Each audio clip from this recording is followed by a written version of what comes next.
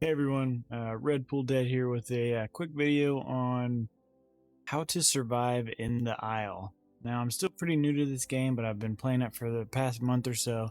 Been having a ton of fun, and I figured, there's not a lot of direction to the game, and maybe I could help by putting out some information and some of the things that I've learned over the small amount of time that I've got to actually play this game. Hope you enjoy.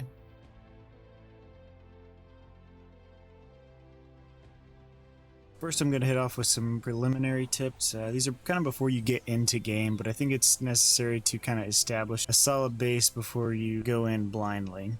Right when you first jump into the game, you're going to be presented at the main menu. I won't insult you guys too much. I know most of us kind of know what we're doing when we're coming into a new game. You check out the graphics and whatnot. You kind of have to understand where your computer is at, adjust accordingly to what you guys think your computer can do, and you can always change this later. Check now in the graphic settings because you can only do it at the main menu, and it would suck if you get into game and you have to back out to the main menu to change the graphics. Once you get in the audio settings, I like to turn the music all the way down. That way I can hear footsteps better. There could be some benefits to having it on. All right, in the gameplay tab, I would go ahead and click on the static HUD to enable that. That way you can always see your hunger meter and your thirst meter. Another thing I like to take off is the group avatars, because once you group up with people, it's nice to see their names and where they're at, but I don't want to see their Steam gamer picture, and it's really big and just kind of clutters up the screen a little bit. Just like any other game, you want to familiarize yourself with the controls. There's a lot of different stuff. I don't know if you've ever played a dino simulator before, but in this game, you gotta eat, sniff, drink, walk, you can trot, and you can sprint. So there's some different speeds here. You also can crouch. There's night vision in the game. Some dinosaurs can jump, and there's a thing called alt turning, although not every server has it. It's good to look up and make sure you can understand how to use all of these controls before you just jump into game. Okay, the second thing here is you're going to hit play and then a list of servers are going to come up and you're going to be wondering what to pick. There are official servers, and I wouldn't recommend jumping into one of those immediately. You either jump into a game that has a low player count. That way you can kind of learn the rules without harming anybody else's gameplay and possibly breaking rules that are inside the individual server and possibly be getting banned from a larger server. You could also join a no rules server or a free-for-all server. Sometimes that's the best because you don't have to join any discords, you don't have to read any rules, you can't really step on anybody's toes, but you also kind of have to worry about people being jerks. And the third one is, you got to join that Discord. Basically every server that is ran is owned and operated by an individual person or a team of people, and they have a Discord channel with all of their official rules to that server in the Discord. And sometimes that's the only way you can see the rules. And if you jump into one of these servers blindly and start killing people or do something wrong, you can get banned from that individual server. The other thing I would say is you want to note down the server that you are playing on and what dinosaur you have on there. I do have an Excel spreadsheet that I plan on sharing with everybody. It's just a way to keep track of all your dinos and what servers they're on, because there are a lot of servers, and if you jump on a server, you forget the name of it, you'll basically lose that dino. In most servers, there are 3 different chats. You have the global, which everybody can talk to everybody. You have the group chat, which is just for you and your group. And then there's the local chat. The local chat is just between your own species. I believe there's a radius on it, but I'm honestly not sure how far away you can talk to people on there. So there's a couple different things to consider. Once you jump into a game, depending whether it be survival or sandbox mode, some dinosaurs are only compatible with survival mode right now. You'll see a smaller list of dinos on the carnivores and the herbivore side, but if you jump into sandbox, you kind of have full access to all those guys immediately. And you can be an adult. That's one of the reasons I suggest jumping into a sandbox game, is so you can jump into being an adult and see how you like that dino, and you don't have a bunch of time wasted from growing a dinosaur in a survival game. It can be beneficial while you're creating your dinosaur. You pick darker and earthier tone colors.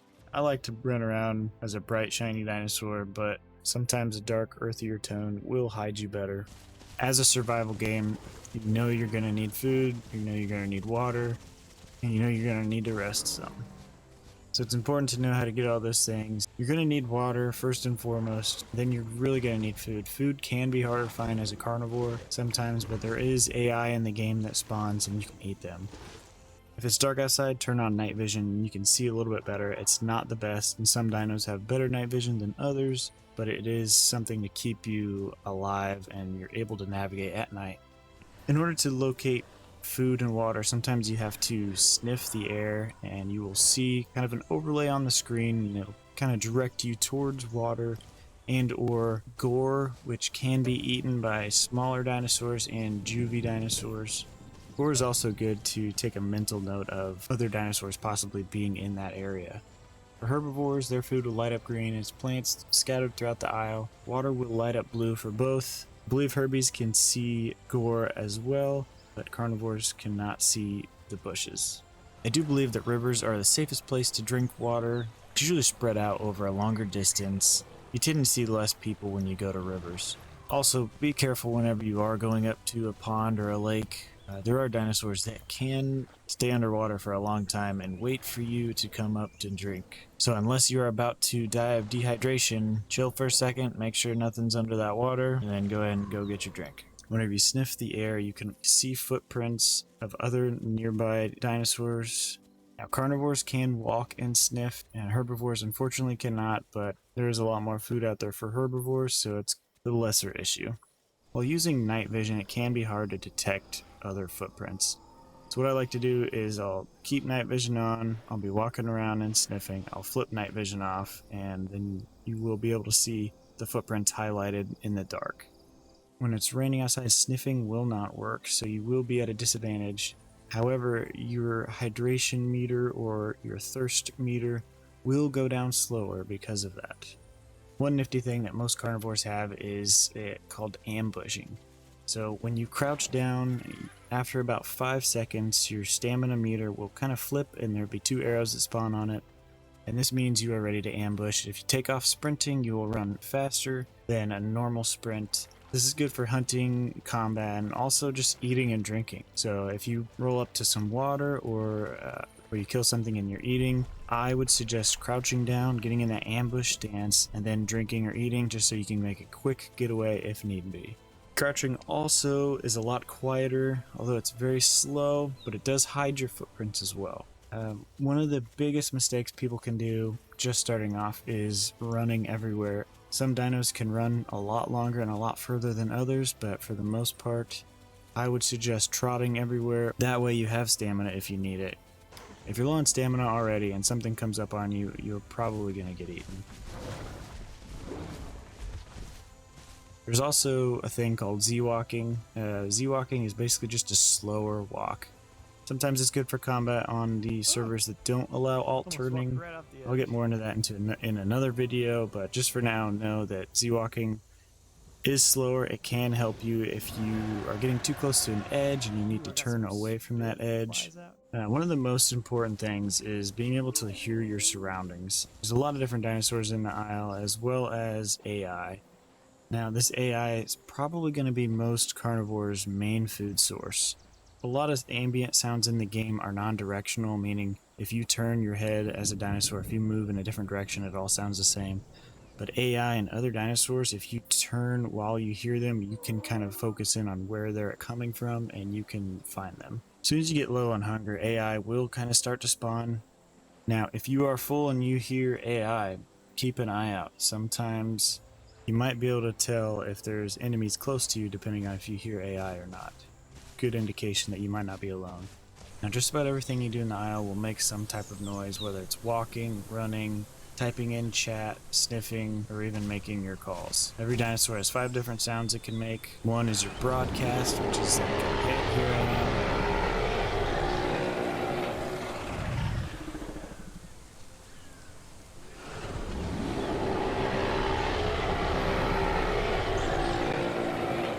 Two is a friendly call.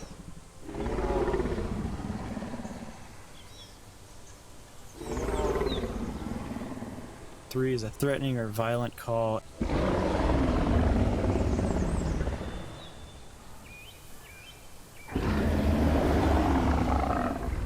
Four is a help or surrender call.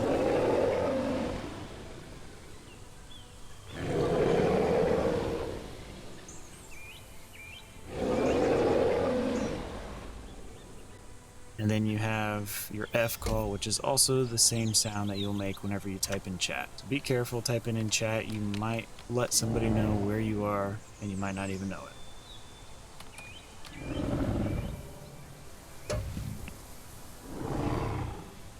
Don't call unless you really need to. Making random calls is a good way to attract predators. Filming this video, actually, I was showing off some of the calls and attracted a larger T-Rex, and if I wasn't paying better attention, I would have been Rex food. You need to watch out for hills, cliffs, and even some larger rocks. Larger dinosaurs can often break their legs just by stepping off of a small rock. If you do get hurt, i.e. broken bone, bleeding, or you're just overall damaged from a fight, you could lay down by pressing H is the rest button. It'll help you heal broken bones and get rid of bleeding damage. If you're bleeding and you're walking, you will double the bleed effect, and if you're sprinting, you will quadruple the bleed effect, and you'll probably bleed out. So resting will definitely come in handy and keep you alive. While resting, you cannot bleed out. You can still be attacked, so don't think you're invincible. Also, resting is the best way to recover stamina, and if you plan on nesting, you have to sit down on top of a nest in order to incubate it. In the character menu on survival mode, you'll be able to see what stage your dinosaur is at, whether you're a hatchling, juvie, subadult, or a full adult. There is a percentage at the bottom of the screen that will tell you what percentage of the way you are to the next level. Some dinosaurs don't have subadults. If you aren't being nested in, then you will not be a hatchling. You will start as a juvie. The grow times depend completely on what dinosaur you are. It has nothing to do with eating or drinking. It is all based on time. When you hit that 100% mark, if you hit escape, you can see there's a little grow box on the side. Once that is selectable, if you click it, you'll grow to the next level. If you're playing by yourself and you're trying to grow and you don't have any help from other people, sometimes it's best to find some coverage that is close to a river and just sit there, lay down, grab some water, and occasionally AI will spawn around you and you can use that as food. AI does like to spawn around the player, so if you're always hunting for food, it is likely you will miss out on AI a lot. While you are growing, you will deal less damage, you'll be slower, and the rate at which you grow hungry and thirsty will be different. So to avoid dying in combat, try not to fight other players unless you have to until you are full grown. Grouping can be helpful, but you can often attract the attention of larger packs of carnivores. Sometimes soloing is safer. In-game, you can get group invites and or nest invites. Group invites are good, but be careful because in some servers you can only group with the same species, in other servers you can group only with the same diet, and there's some where there's no rules, you can mix pack with anything. If you get a nest invite and you did not ask for one, do not accept it. It will take your dinosaur away from you immediately and you will become baby dinosaur. So decline those if you see those coming in. If you hit tab, you can see the name of the server and you can see the list of the players in the server. You can also see the max player count and how many players are currently in the server. From here, you can add or kick players from your group. In the character screen, you can also go over to the group tab and see who is in your group. You can view their Steam profile. Another very important part about this game is logging out safely. So once you go over to the escape menu, you'll see there's a log out and you can click that immediately if you need to. However, if you click that before the timer runs out, your dinosaur will stay in the game for, I believe, 5 minutes. This leaves you vulnerable to predator attacks and or dehydration and starvation. Once it's safe to log out, there will be no numbers on the screen and your dinosaur will be there when you get back. No saving is necessary. There are a couple things outside of the game that will help you become a better IL player. In the character menu, you can also see your coordinates. There's a really cool map feature where you can pick which map you're on. You can pull your latitude and longitude. You can put these coordinates in to see where you are. You can also go around the map, click on a couple notable points to familiarize yourself with the area. There's this really nice resource that has every sound that any dino makes in-game, and you can go on there and test all of them out and try to memorize. Although I do like this resource, I think the best way to learn all the separate dino sounds is just to play as many dinos as you can. Nothing beats raw experience. Another really great resource to use is a damage calculator that you can find online. Now with this damage calculator, you can put in your dinosaur and another dinosaur. You can see how many bites it takes for one to kill the other. You kind of see who can outrun who. It's a really good resource to be able to tell what kind of dinos you can take down by yourself and what you might need a pack for and, what you might want to stay away from. Okay guys, that is some of the more beginner tips that I have for you all today. I will include these 2 bonus survival tips. You want to avoid skylining yourself, which basically means never standing on the crest of a hill. It makes you an easy target. So if you're walking along the crest of a hill and somebody looks up, they can see you outlining yourself from the sky. It's called skylining, and it's a very easy way to attract attention. To avoid this, just walk a couple feet down so your head isn't popping over the crest or ridge. Another one that I like to use is another tactic used commonly in the military. If you're being tracked or someone is following you, and you need to rest, or you just want to get the jump on whoever's following you, you can pick a spot that you would like to rest at. You're going to walk past that spot, circle around, and face the way you came from. If you sit down there, you can see from the direction that you came in, and if something is following your footprints or chasing you, you might be able to see them before they see you and either run the opposite direction or get the jump on them. Although the point of the Isle is to survive, it is often fun to fight and get into battles with other dinosaurs, regardless of who dies. It's all about having fun. Make sure you check out those links in the description. I'm going to be posting all the resources I currently use for the game. I'm also going to link my Twitch page down below. I do live stream. I've been playing the Isle a lot lately, so if you'd like to come and hang out, chit chat, maybe teach me some things, or maybe you can learn some things too, I think that'd be really great.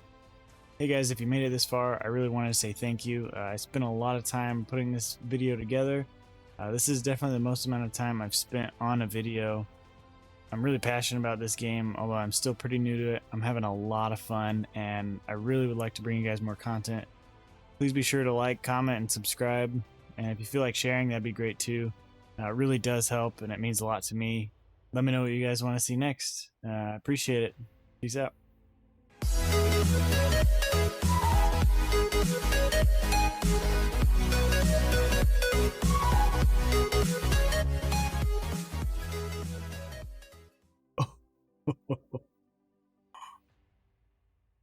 It's 6 a.m. and I haven't got to bed yet.